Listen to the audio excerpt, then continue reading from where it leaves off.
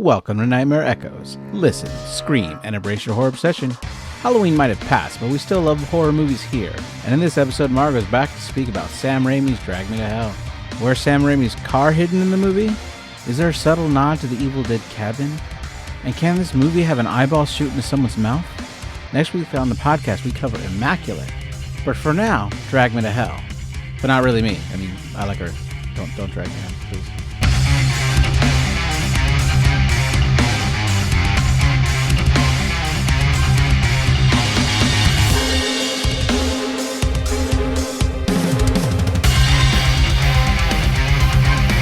Hello, everybody, and welcome back to Nightmare Echoes. I'm joined again by co-host Margo. Margo, how's it going? Going good. Hello. What are we covering today? We're covering the 2009 movie by Sam Raimi, Drag Me to Hell. Woohoo! Spoiler alert for this movie. The title gives it away. Okay. It's about dragging you to hell. So it stars Alison Lohman as Christine Brown, which I only knew from Matchstick Men, which was a Nicolas Cage movie. She was in something that I seen before, I think, but I don't really know. She just hasn't been a lot that I know her that much. And she hasn't really been in a lot since then, I don't think. She was in Big Fish. Yeah, I saw her in Big Fish, but that was about it. My wife loves that movie a lot too. And then Justin Long, who was in Live Free or Die Hard, Galaxy Quest, but for horror movies, Jeepers Creepers, Tusk, Barbarian, Do you know that I've and Yoga seen Hosers. Jeepers Creepers? You have? I don't remember why. I'm trying to think of why I even watched it. It's controversial. Is it? Well, the creator of it is a sex offender. Oh, okay. Well, probably before that and came he's out. still working. Like before that information came out, because Yeah. I saw it I think when it was. Maybe I saw it on cable or something, a really long time ago. But anyway. Well, people get mad because they keep talking about remaking it, but I don't remember if he's in prison or not. I don't think he is. But either way, if they remake it, money still goes to him. Yeah. So a lot of people get upset about that. Mm-hmm. But have you seen Barbarian? That one's insane. No. You shouldn't watch Barbarian. I don't want to watch Tusk either. Yeah, no, I'm traumatized by that one. That one creeps. Yeah, I don't want to watch that. So Drag Me to Hell had a budget of $30 million, and it made a box office earning of $90.8 million. So it did good for itself. Okay. So we're going to cover the whole movie, so be warned. All right, the movie opens in Pasadena, California, and it's 1969, where a Spanish-speaking family, they've just pulled up to this massive house. I think it's a mansion. Would you call it a mansion? I would, and I'm thinking, who owns that house? Just the people inside? Because the house is pretty empty when we go in there. Yeah. I'm like, are they squatting in the house, or do they own the house? I guess they bought it. I think this witch doctor owns it. I think they said something later about they bought it because it has mystical properties or something. Right. So this family... But it's a beautiful house. It is beautiful. Like, oh my gosh, yeah. So this family, their son Juan, has been hearing voices which are saying they're going to come for him. And apparently he reveals that he stole the silver necklace. The movie uses the word gypsy. He said he took it from like a gypsy van or something. Mm-hmm. But I guess in my research, I'm told it's better to say Roma or Romania. It's Romani. Romani, thank you. So he stole the necklace from a Romani wagon. He tried to give it back, but they wouldn't take it back. Now we see that flies are kind of covering this boy. They won't go away. There's a lot of flies in this movie. A lot of flies. So this woman who's a medium, her name is Sean Sandani. She brings him inside and attempts to cleanse him of these spirits. Everyone is attacked by something we cannot see. The boy is thrown over this balcony railing onto the first floor. Then the floor opens up. He yells, "Ayúdame," and they drag him to hell. Yeah, it's like he falls off the balcony and then he gets dragged into hell. And I'm like, did he survive that fall? Apparently. That was quite a long ways up. Yeah. And then we get the title card which says "Drag Me to Hell." Yeah, the floor opens up. Yeah. And he there's flames coming out and he gets dragged in. It's very graphic. Yeah. During these credits, we have a lot of drawings that explain the rules of the movie, which shows a woman calling a demon to attack another woman. And then it says that the person who's being pursued has 3 days for the curse to develop. It shows a person being surrounded by fire, which is burning the pages which these drawings are on. Then we cut to modern day traffic where our main character, Christine, is driving, listening to self-help CDs. Yeah. It's like with diction or something. Yeah. So I think that because they, like, a few times in the movie, they make a point to say she grew up on a farm. I wonder if they're showing that she's trying to get rid of her, like, country accent. That's probably now, true. She doesn't ever talk with a country accent as far as I noticed. Yeah. But I was like, I wonder if that's the point of it. She's trying to, like, be more sophisticated. Because I don't remember exactly what the phrases are, but she's, like, doing, like, round vowels or something. You know what I mean? Like, and I think she's trying to better herself because she's trying to get this new job at work, which we find promotion out, to an assistant manager position at the Wilshire Pacific Bank. When she's there at work, she talks to her manager about the position, and he lets her know that her competition for the position is this guy named Stu, who is new to the job, but he shows a lot of... Well, I don't know. Yeah, right. We get the impression that he's just a guy. He's just like buddying up to the boss. Yeah. Like he even says something like, it's between you and whatever that, what is his name? Stu. It's between you, the position's between you and Stu. And then he's like, so you should train Stu so he knows how to do the job or something like that. And it's like, what? Right. He claims that Stu is able to make tough decisions and that she's too kind of a person to be able to be in that position at the bank. And she's like, oh, I can totally make tough decisions. But you're right. Right off the bat, he asked her to take an early lunch, and she's like, okay. And he's like, great. And then on your way back, will you pick me up a sandwich? Yeah. And I'm like, he's treating her like an intern. Yeah. Then Stu jumps in like he's already the assistant manager and asks her to get him a sandwich with spicy mustard on it. Yeah. Until she's just like, okay. Right. So on this, I'd be like, you get your own sandwich, Stu. No. Right. On this lunch, she goes to visit her boyfriend, Clay Dalton, who's played by Justin Long. A very nice boyfriend in this movie. Oh, yeah, I think so. Because, a lot of horror, you always have the boyfriend that doesn't believe her. It's like... There's a couple of times, I think, where... He reasonably doesn't believe her sometimes. But we'll get into it when it happens. But for the most part, he's a very nice boyfriend. Yeah, he goes out of his way to be a nice boyfriend. It's kind of amazing to have that in a movie. Yeah. So... he is on his first day at a professor job. We see that she's very smart Justin Long's ready to get rid of his printer. And she is able to fix it because there was just a paper clip jammed inside of it. She pulls it out, and this is to let us know that she's smart. And capable, and like... Yeah. Right, exactly. Also, if you kind of know how to fix a printer, you're fixing printers all your life because people will just They be will like, know no, you fix a printer. Margo, fix the printer. And I'm like, I'm not a printer fixer.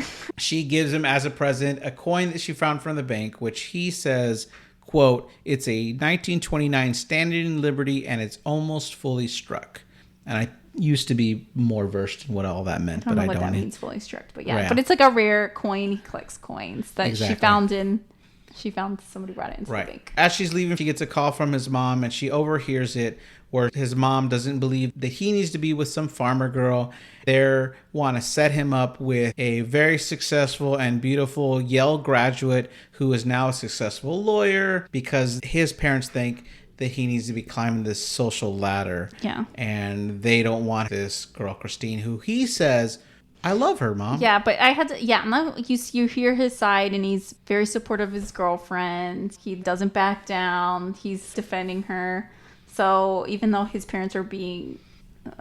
Controlling? I was going to say dickheads. Yeah, sure. Yeah. He's being really supportive of Christine. But also, I'm like, he's just like a professor. Why does he deserve like a successful lawyer, doctor, whatever? His girlfriend right now is just as successful, if not more, than he is. Right. But anyway, but she comes from the country or whatever, so she's not good enough for them. Right, exactly. She goes back to work, and Stu's complaining to Mr. Jacks that Christine can't even get his order right. Basically, like trying to shame her that if she can't handle details like just getting a lunch, she wouldn't be able to do an assistant manager position. He claims that he said no mayo, which he never did. No. He just said he wanted spicy mustard. Yeah. She does say no, you didn't say that, but... Yeah, but Stu and Mr. Jacks is like, oh, what can you do? Like, it's almost like the boss believes Stu just because Stu said it. Yeah. Which is frustrating. Yeah. Then after lunch, we see that she's at the desk, and this woman's there clicking her nails really impatiently. They're very dirty-looking, gross nails. Yeah. She has one eye that is very white, and then one. She's like a fake eye. Yeah. Yeah. She's like a glass eye. Yeah, and an then old lady. Her name is Mrs. Ganesh. She's there because people are packing up her things and they're taking away her home. And she wants another extension on her loan. We find out that she's house is getting repossessed. She's already gotten 2 or 3 extensions. I think it was 2, but yeah. Yeah. And she wants another one. So Christine goes to Mr. Jacks to ask if she can give her another 30-day extension. Mr. Jacks says that, well, this is one of those tough decisions that the bank wants to know if you can do. So she says she can. While she's in there, we see that Ms. Ganesh is taking all the candy away from her desk and just taking it in her bag, which is hilarious. She's taking out her dentures to eat one of the candies. Gross. It's very gross, yeah. She's doing a lot of coughing and spitting and whatnot. Oh, yeah. It's a lot of green snot. She's not doing good health-wise. Say that. So Christine tells her that they can't give her their extension, and she gets up to leave. And also I'll say that Christine's being very polite and nice. I think so. She's not being rude. She's like, I'm sorry, there's something we can do. You already got 2 extensions. But... Yeah, I think if there's ever a character that was not responsible for the things that are happening to her, it's definitely also, Christine. She's like, you have it looks like you have a daughter. Can you go stay with her? And she's like, I don't want to be a burden. But I'm like, that's perfectly free. Also, I'm like, what are you going to do in 30 days? Yeah. You know? Right. If you can't pay for it now, what are you going to do then? Yeah. Yeah. So she gets down on her knees. She starts begging. She grabs Christine's skirt or shirt and starts kissing it. Then she calls over security. Yeah, I think Kristen gets freaked out. Yeah. She freaked out. So Mrs. Garnish falls over. Mr. Garnish claims that Christine embarrassed her and has shamed her. Then the security... So you shamed me. Then the security guards take her outside. Christine's trying to apologize or sympathize.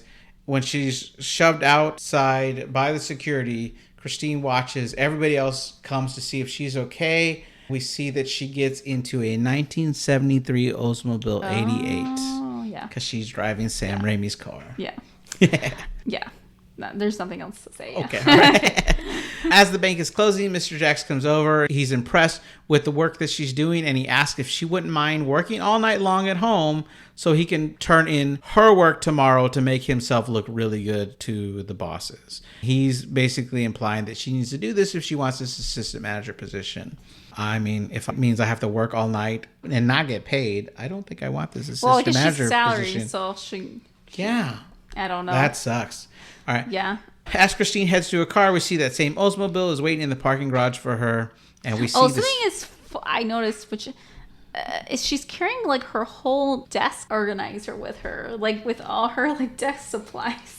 Yeah. It has her papers, her stapler, her pens, her everything, her paper clips, everything in this desk organizer. It almost looks like she's quit. And she's carrying so much stuff out to her car. That is weird, yeah. Yeah. I was like, why? So this magic handkerchief floats towards the car, which gives us a jump scare when it hits the window. And then it continues to circle around the car, and we see that Mrs. I forgot Garnish... to mention that Elzar gave me a list of all the jump scares. Yes, with timestamps so that I knew when to be ready for them. Did you use it? I did. Okay, I wanted to ask. I was going to ask at the end if you used it or not. I think it would have been okay otherwise. But I wasn't sure. Yeah. I can never I don't want to scare you away. Yeah. So then when the handkerchief is circling around the car, we see that Mrs. Garnish is already inside the car, and she jumps at her, and we have this fight inside the car. So she does staple. I think she uses the stapler on the old woman. So I guess that's the reason why she had to bring all her office supplies into the car. She staples her eye shut. Yeah. And then she gets her dead eye. So yeah. And then Christine reverses the car into another car, and Mrs. Garnish is trying to strangle her.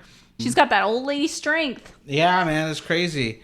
So then she drives forward and throws Miss Garnish forward, which makes her teeth fly out of her mouth, her dentures fly out, which is lucky because then Miss Garnish tries to bite Christine, but just manages to get saliva all over the place, which is so gross. It was disgusting, yeah. Yeah. It's thick saliva, too. Yeah. She definitely has some kind of infection going on. Yeah, she's able to rip a button off of her coat, and then she holds it up, chanting some other language. I said you gotta get those biters in. Yeah. You gotta get those biters back in. So she rips off the button, says some magic words in another language, breathes on the button. Miss Garnish tells Christine that soon Christine will be the one that comes to her to beg. She puts the button in the palm of her hands, closes her hand, and then Christine passes out. Oh, there was a funny part where Christine manages to kick her out of the car, and then she says, "I beat you, you old bitch." It was like very out character for Christine to say that. It was really funny. Yeah. When she wakes up, the first thing she notices is there's a fly on her eye, and she stands up and sees that Mrs. Garnish is gone. Then we have a scene where we see the police are taking a report, and that Clay has come to get her. Mm-hmm. As they're walking to the car, he tells her that the cops will talk to Miss Garnish, and that he will call Mr. Jacks if he needs to make sure that she's walked to her car every night by security. He tells her that refusing the loan does not make it her fault because the bank had already given her 2 extensions. Yeah, so Christine's feeling bad for the woman. This shows how, like, soft-hearted and kind she is. She's like, well, maybe I should have given her. Yeah. And it's not like I'm afraid and I should have done it. It was more like, well, maybe she had a point and I should have given her another extension. It's like, no. But to me, this is proving you should have done it. Yeah. And then the wind picks up. It kind of calls Christine's attention to this neon sign that reads Spiritual Advisor. She tells Justin Long that she wants to get a reading. He starts instantly mocking the business. Yeah. What does he say? Oh, they don't have what I want. I was looking, or like, yeah, when they're inside, he's like, I was looking for a dried monkey's head. Oh, wait, they do. Yeah. He's like making fun of him. He's like, it's stupid. But he is going with her. Yeah, he's still there. And he like pays for it too because... Yeah. Obviously, he has like money. He comes from money. Yeah. So, yeah, the psychic guy tells him how much money, and Justin's like, no, it's like a rip-off. We're not paying that. And Christine's like, I'll pay it. And he's like, okay, fine, I'll pay for it. Right. And the psychic guy is named Ram Jaz, and he wants to... You know, so also something funny is he had a CD for sale of his like zither playing or something like that. I didn't notice that. That's awesome. So he asks if she wants to know about something about her destiny. Justin comes out quoting Freud. Ram Jaz comes back quoting Carl Jung. And Justin's impressed by that. He's still being a jerk a little bit during the reading, and Christine has to get after him, so he's quiet. But basically the things that he says during it are things that Justin thinks that anybody could have guessed. Yeah, like he says that she works for a bank or something. Yeah. And then also that somebody took something from her. Right. And she's like, no. And he's like, he gets that it's the button that somebody took. Right. And Justin Long's like, he couldn't notice that your button was gone. You know? And then he says that she has a dark spirit that has come upon her, and he asks if she blasphemed the dead while visiting a graveyard. Did you play with the Ouija board or consult with those that practice the dark arts? When she says she didn't, he says perhaps someone has then cursed her. Yep. We cut to Justin driving. Well, they also, like, it freaks him out, and he's like, never mind, you don't have to pay me. Mm-hmm. And then, she gets something out of him. She gets something out of him, like, oh, you're effed. Yeah. Basically, it scares her, and then they do end up paying him. Right. Yeah, they talk about it in the car. While he's driving, he's debating whether or not that Ram Jaz was real.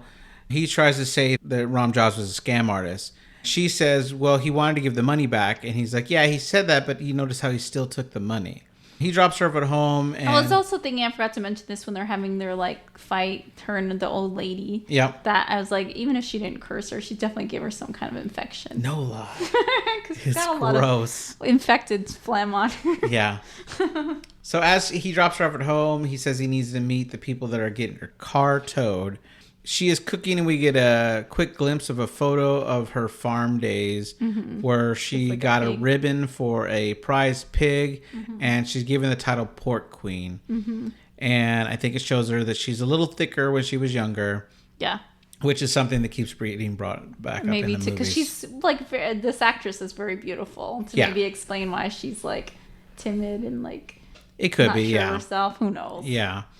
She crumples up the picture, not liking her image back then. She starts to hear weird sounds and creaks. I mean, this is a very 2009 sentiment to say that. Oh, I was a little chubby or whatever, and now I'm like not confident, which is dumb.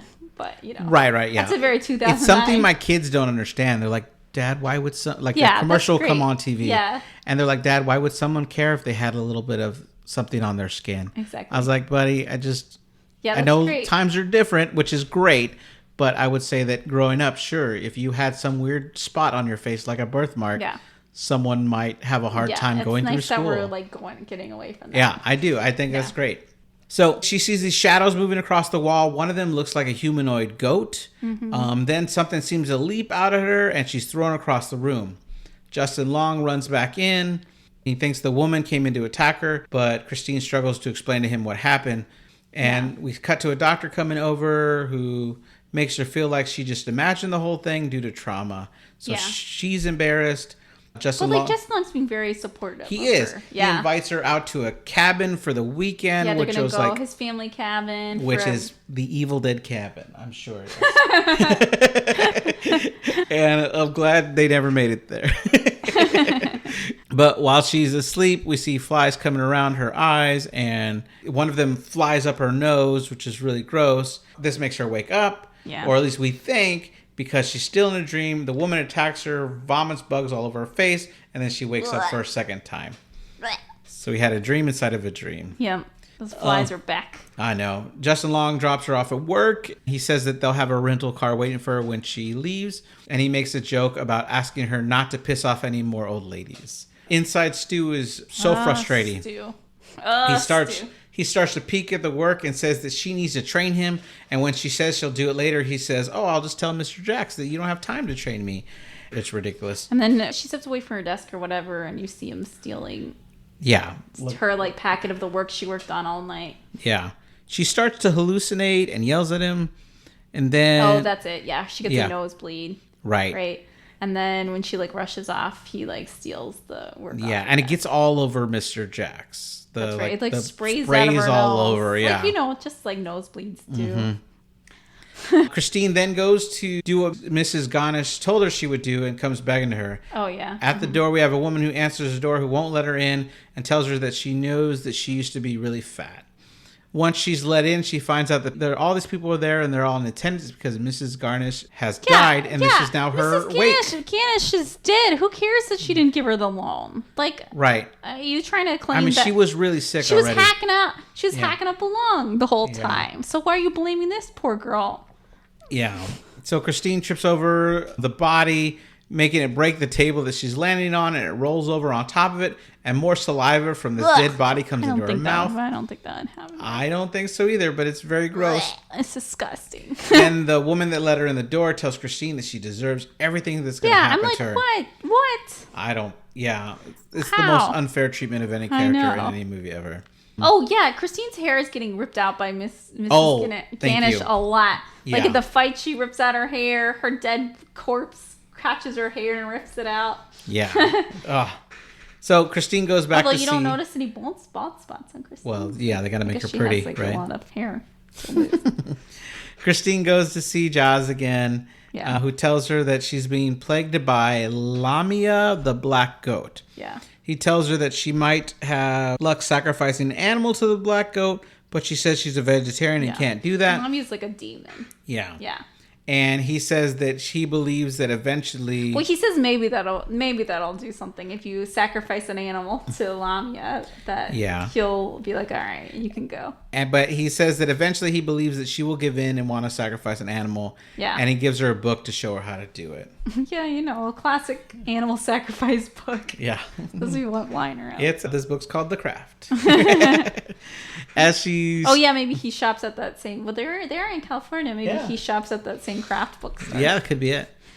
As she stares at the book, we cut to her at home, and she has her pet cat before putting the book away. It's a little kitten. And I thought, no, you don't. Leave that cat alone. I know. I'm like, come on. Yeah.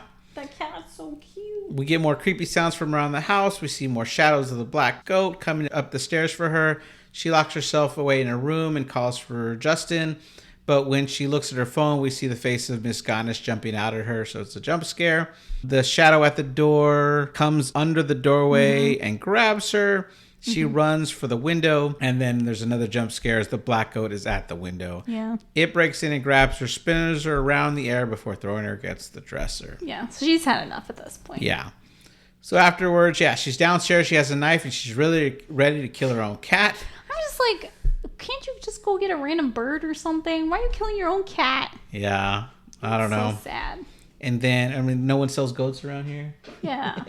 Yeah. So then we cut pretty quickly to her burying her cat. And right when she's finished, Justin Long comes in says that she didn't answer his calls, and he found out that she had left work early. He's there to pick up her for dinner, but thinks maybe it's not a good idea, and they just postpone it. There's a part where he like notices she has blood on her sleeve or something. Yeah. Or collar or something, and he's like, why do you have blood? I don't remember what she said. Oh, she says it's like sauce or something, and I'm like, girl, why didn't you had a nosebleed earlier? Yeah. That was such a good excuse. Why didn't you just say, oh, I had a nosebleed? He wants to postpone the dinner with his parents. Yeah. But she thinks because she just buried this animal, sacrificed this animal, that everything's going to be fine. Yeah. So we get to see Justin Long's parents' house, and they have a massive house. Yeah, they're rich. I did make a note here that his dad is played by Chelsea Ross, who was from Bill and Ted's Bogus Journey, and he played Colonel Oates, which I thought was fun. I was like, I know that guy from somewhere. Christine bought a cake, and the mom when she's baking that cake earlier, I was like, it looks burnt to me. Yeah. The top looked burnt, but I guess she put icing on it, so you can't see that. Yeah, but you're going to be able to taste that. I don't know. Yeah. Maybe that's how it's supposed to look. I don't know. Yeah. So the mom's not impressed by this cake, though. No, because they call it a harvest cake. Yeah. Or something. And she's like, oh, did you learn that out on the farm? And she's like, no. Yeah. As they walk into the dining area, we find out the cat doesn't like Christine. She messes up, and she's like, oh, yeah, I used to have a cat. And Justin Long's like, you have a cat? She's like, oh, yeah, haha.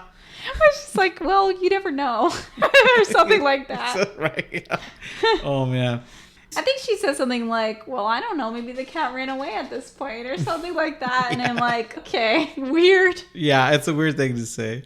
At dinner, Justin Long's dad brings up the coin collection. Mm-hmm. And this is the movie's way of not letting us forget about that coin. Yeah. Justin's mom brings up how little she thinks of Christine by being a bank teller, and she tells him no, she's a loan officer. Justin's dad is impressed that all that she's accomplished. Yeah. You hear about that loan that she's working on. Apparently, she found a company that needed like a loan. This is a massive... Yeah. This is a massive like loan for her bank. So it's like a huge deal for them. Right. And so, so the dad's impressed shows, by it. How smart and like capable she is again. Yeah. And then the cake comes out because they're going to serve her cake. And she starts hearing weird sounds again. He's been like, do you hear that? And Justin Long's like, no. She has hallucinations about... But again, he's never like, no crazy. He's just like, are you okay? You know? Yeah, he's a very caring boyfriend. He is.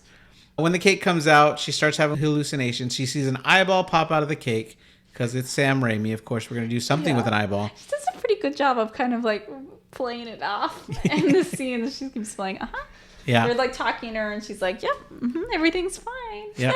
She starts choking and the fly comes out of her mouth, which freaks out Justin Long's parents. Then the noise happens again. Christine picks up a wine glass and throws it at the door, screaming. Yeah, that's a one step too far. Yeah. She then excuses herself, and Justin Long's parents don't want to let him go after her. But they rode together. What, is she going to catch a cab? Yeah, I don't know. I don't think it made sense. Of course he goes after her. So she goes to Jazz, and she starts the conversation by doing anything. Throws a chair at him. So he tells her that he knows a woman that can help her. Yeah. But she doesn't know whether she could trust him or not. And it's going to be expensive. Yeah. He says that she needs to come up with $10,000. And it's a good thing that Justin Long wasn't there, because he totally would have been like, this is a scam. Yeah. What are you doing, right? Yeah. Well, maybe not. So the next morning, she pulls up to a bank. Well, she doesn't have any money. Right. She's put on makeup. She asks Mr. Jacks. She doesn't have $10,000 anyway. Right. Yeah. She asks Mr. Jacks for an advance on her new position, and he gives her the bad news that the loan fell through the day before, and it looks really bad on her. Yeah. And he tells her that the promotion has been delayed, but he's thinking he's going to have to give the job to Stu. She then goes home and starts packing up everything she can sell, such as her flute, her stereo, her pair of ice skates. I have a flute, but I don't think it's going to catch me a lot of money. Right, exactly. When she opens a closet, we have another jump scare. It was a hallucination of Miss Ganesh seems to jump out at her and somehow physically attacks her. She sees this big anvil that for some reason is hanging up from the ceiling of the shed. Like, who hangs up their anvil? That's just stupid. She cuts the rope, which makes it come down on Mrs. Ganesh, which makes an eyeball pop out, and of course, just like Evil did 2, flies and lands in her mouth. Yeah, I was like, I guess she's hallucinating this kind of, but I'm like, how is the anvil crushing a fake woman like a apparition of a woman. Right, I don't know. Who knows? Whatever. I guess she's hallucinating the whole thing. So she goes to a pawn shop. She's shocked with everything she brought them. They're only going to give her $3,800. What's the psychic's name again? Ramjas. Does Ramjas, did he tell her like the whole? He's told you the whole breakdown by now. Yeah, she only has 3 days to get this done. Yeah. I think we maybe already suggested that, and I forgot. Or said that. It was in the title, in the credits, like in the. I know, but like, images. yeah, he like sets it out like you. Oh, right. That first you start like you hear it, then you start seeing it, and then it comes for you. Mm-hmm. Yeah. So the pawn shop, for all the things she's bringing in, only give her $3,800, even with all her jewelry there. She goes back home. She's eating ice cream. And she somehow has a total of $6,000 on the table. This is where Justin Long comes over to see how she's doing. Well, I guess she's told him the whole. She had to have because he's like, I went and paid Ramjas. Yeah. So the $10,000. Again, he proves how wonderful of a boyfriend is. Oh my gosh. Yeah, he doesn't even believe in it. He doesn't believe in it. He thinks it's a scam. But because it's important to her, he's like, sure, it's just $10,000. Like, oh my gosh. Yeah. So he goes on to say that the night he fell in love with her, he made a promise to himself that he would always look after her, and so that's why he paid him. So we cut to him dropping her off at the house from the beginning of the movie where the family tried to get help for that boy.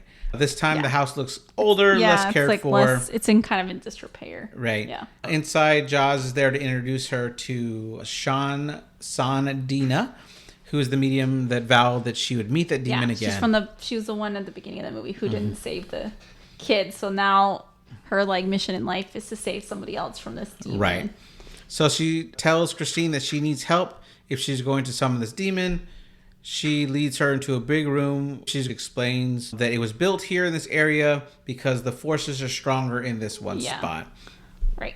This is going to give them the ability to open a doorway, which they can pass through, but in turn, others are going to pass into their world. Yeah. So we have basically opening a door to the like spirit. Right. So those three, Ramjas, Sean, Sandina, and Christine, are joined by Milos.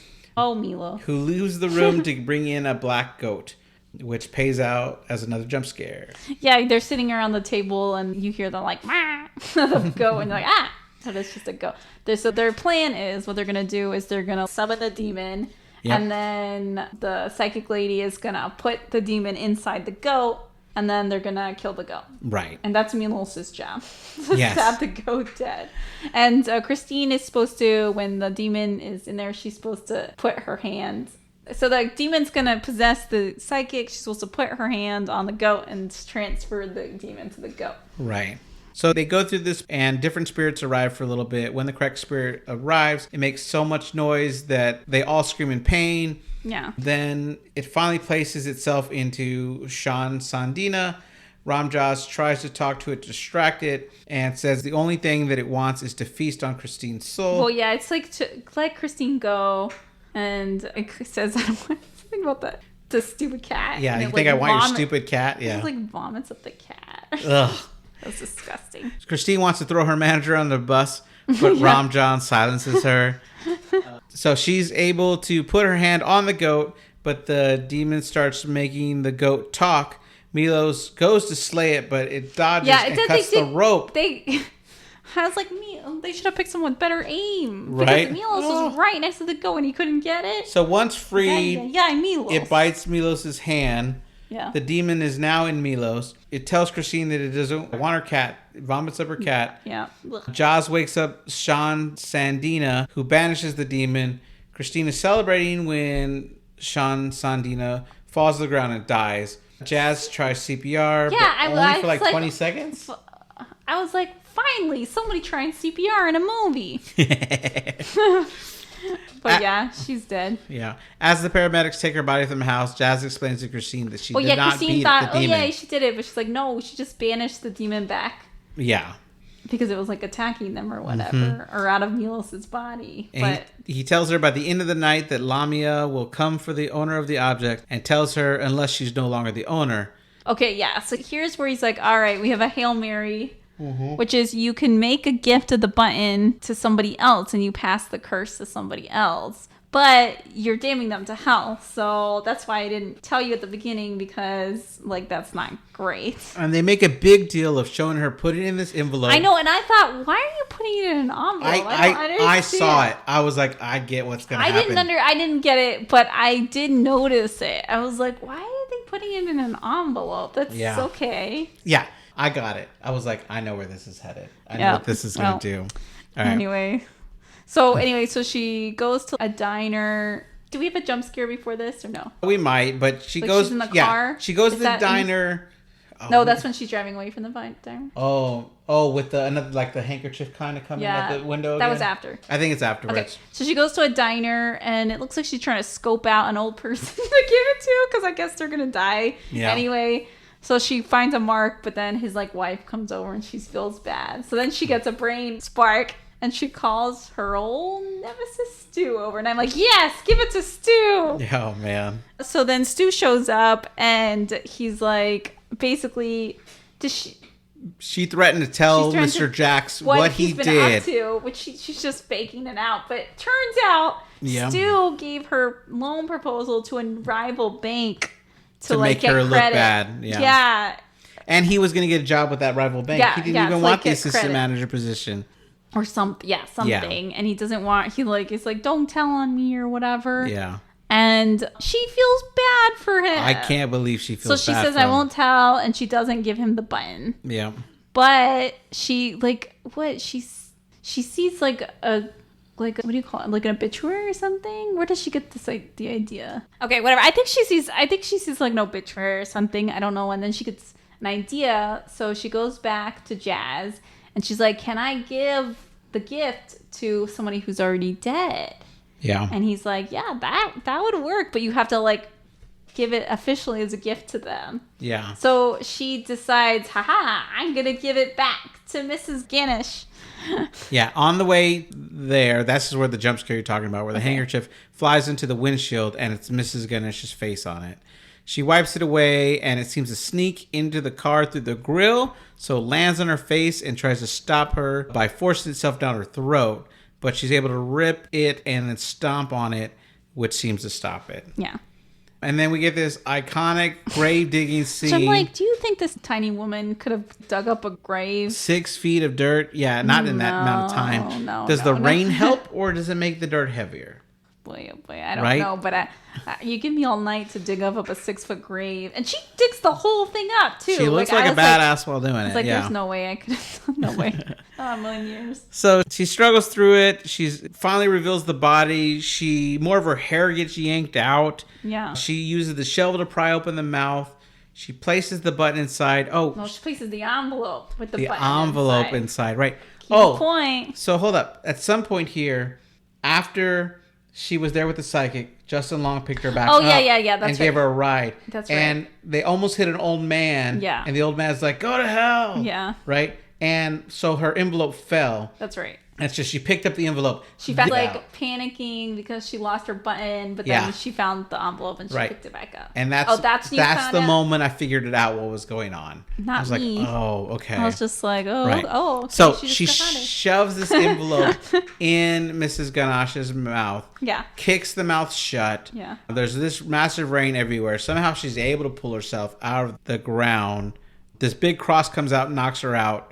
So she's in water. Yeah, it's like the grave is flooding. Right, but she doesn't die. Yeah, she just gets knocked out, but then she gets back out, and then she crawls out using the cross to get out of the grave. Yeah, so the next day, she's finishing showering, and the phone rings. Great. She doesn't pick it up, but we hear she's feeling great. We hear Mr. Jax leaving a voicemail saying that the previous night, Stu had come over and tried to pin the whole thing on her, but he recognized some inconsistencies in Stu's story. Yeah. And Stu broke down crying and confessed. He ends by saying that come Monday, the assistant manager job is hers. So everything's coming up, Christine. Yeah, exactly. Then she's on her way to a train station. She buys a brand new blue coat to this cabin. Her cursed to the Evil Dead cabin.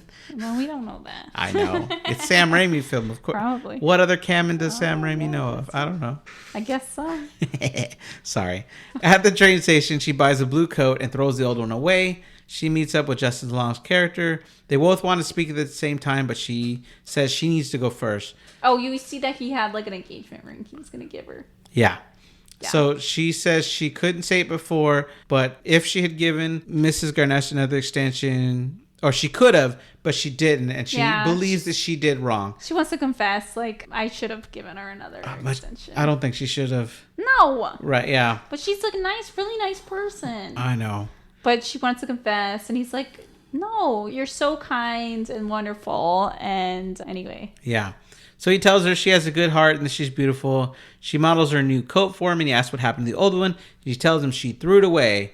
And he says, that's too bad because I was in my car and I found your button. She starts to freak out and he goes, I think you might have grabbed my standing Liberty quarter. She keeps backing away. She falls onto the lower level of the tracks. Justin Long is freaking out because his train is coming. He's trying to get people to help him save his girlfriend. They both scream for help, but before the train hits her, hands come out from under the ground, start pulling her under, and Justin Long... Just like the beginning of the movie, the floor opens up to hell. Yeah, so Justin Long watches in horror as she's yanked under the train. No one else sees this happening as she's pulled into hell, and as the train passes by, the tracks are back to normal, and the movie ends. The end. With the title card, Dragging Me to Hell.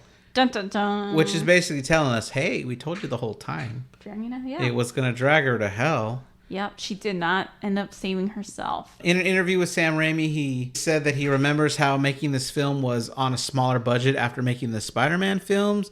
He wanted to do this crazy crane shot, and they let him know, hey, there's no money for a crane. So he had to remember how it was to do low-budget stuff. Oh, funny. There's one part on the way to the cemetery where Christine says, I'm going to go get some, which is a reference to Ash's line in Army of Darkness saying, come get some, in the S-Mart scene. Yeah. This is where other people online think that the cabin Clay's cabin is a reference to Evil Dead's cabin. Justin Long's character, yeah. This film is the only PG-13 horror movie that Sam Raimi has ever done, unless I guess you count Doctor Strange too. Yeah. In 2019, 10 years after the film released, when Bloody Disgusting asked if there would be a possible sequel to the film, Sam Raimi says he doesn't know, he doesn't have a story in mind, and he says if someone came up with a good story, that he would be willing to do it, but unfortunately, he thinks at the end of the movie, it kind of just like wrapped itself up. Yeah. Although there have been other articles since then where he said that he thinks he's come up with a story and that it might come in the future to make Drag Me to Hell 2. Oh, okay. But we don't know yet. Yeah. Anything else you want to say about it? No, I'll say that I found the first half of the movie kind of slow and boring. Sure. And I really like the second half of the movie. Like the part where they have this seance thing and all the way to the end. That was really good. I really like that. But all the way up before that, I was like, Yeah. I think long. I feel like they could have cut half an hour from that movie. Right. I would say the first time watching it, I wasn't as studied in Sam Raimi as I am now, even though I loved the Evil Dead movies growing up. Yeah. But watching it again after really studying all the Evil Dead films, I felt like I enjoyed it more. But I totally get what you're saying, that it's a little slow. Yeah. And Alison Lohman, the actress, she does kind of a weird performance, in my opinion. Yeah. I don't know, it's almost fake acting a little bit. I don't know, it's very weird. And I'm I don't know if it's intentional, to show that she's putting on this sophisticated woman act when she's really, but that didn't come across. Sure. She's really a country girl and she's trying to be classy, but it really didn't come across if that was the key.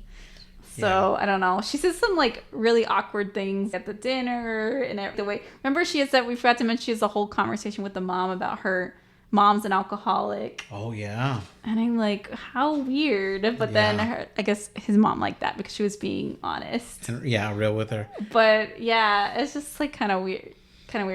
I think I really like Justin Long in this movie. Yeah. I think he was the best part of it. Yeah. And he was so nice. He was a really good boyfriend. She was such a good she was such a kind person, and he was also like a really nice person. Right. You're right that this is like most horror movies, like they're kind of a lot of, except for like the final girl or whatever, they're usually kind of shitty, so you don't feel bad that they're getting killed. But in this movie, everyone who's getting killed is like the first person's like a child. Yeah. You know, and then she's like a really nice person that doesn't deserve it. Yeah. I guess that makes it more horrific in a way, right? It does, right? Because I don't think it's fair that this happened to this character. No. And why is this demon listening to a random woman that... He just wants a sacrifice, I guess. But he took the woman anyway, right? Or she just died from sickness. No, I don't think he took her. I think she's just dying because she's an old lady. Yeah, that sucks. Okay. Yeah. But I do like that Justin Long really will be in a lot of horror movies. He seems to be willing to just throw himself into a horror movie role. I love his performance in Barbarian. In that one, he's more of a shitty guy. Spoiler alert. He's a movie star that gets in trouble for, I guess, pushing himself onto a woman, basically like date rape. She comes out in the story saying that he date raped her, and he doesn't believe that it was true. He said they were both drinking and one thing led to another. But I think somewhere in the movie he really kind of lets it slip that maybe he went too far. But that's also when crappy things happen in the movie. Yeah. We're okay with it. Yeah, exactly. But I do like that he is willing to be in all these crazy horror movies. Tusk, like you said, Tusk is horrible. Oh, I don't know. I want to watch that. Thank you. No thanks. Yeah. Well, thank you, Margo, for being here again. Oh, wait. Oh, yeah. Should I say if this is chicken approved or not? Is it? I think no, probably. But I didn't find it overly scary. So. That's good. All right. I'm still trying to understand what you do and do not find scary. I don't know. Yeah. Yeah, I don't know. Because I'd love to watch Barbarian with you. Maybe I'll watch a trailer and we'll see. Yeah, well, okay. Yeah, the trailer doesn't give it all away, which is good. But I can get an idea of how scary they're going with it. Maybe. Okay. Yeah. But we'll see. All right. Thank you for being here. If you like what you hear, please give us a 5-star review. If you don't like what you hear, 5-star review. Why not? Oh, I like that. Why not? If you want to follow us on Instagram, we're at Nightmare Echoes Pod. And if you want to reach out to us by email, nightmareechoespod@gmail.com. Get on the Instagram. Yeah. Bye. Nightmare Echoes Pod on Instagram. Yeah. So those are what you think about horror movies. Yeah. So I don't manage that Instagram. Bye. Bye.